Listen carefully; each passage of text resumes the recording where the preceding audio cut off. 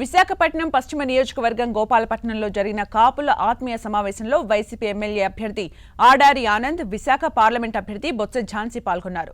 కాపుల అభ్యున్నతికి వైఎస్ఆర్ కాంగ్రెస్ పార్టీ కృషి చేస్తుందని బొత్స ఝాన్సీ అన్నారు. రాష్ట్రంలోని అన్ని వర్గాలకు సంక్షేమ పాలన అందించిన ఘనత వైసీపీ ప్రభుత్వానిదే అని ఆమె అన్నారు.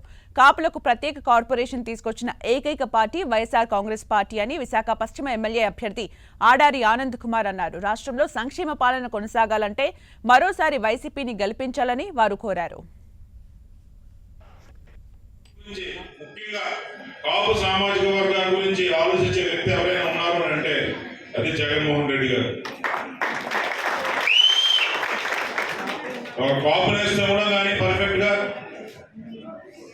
కాపుల్ని గుర్తించడం కానీ, అలాగే ఈరోజు బీసీ సర్టిఫికెట్లు ఇవ్వడం కానీ, ఈరోజు అనేక ఉపయోగపడే పనులు మన కాపు సామాజిక వర్గం చేసిన వ్యక్తి జగన్మోహన్ రెడ్డి గారు.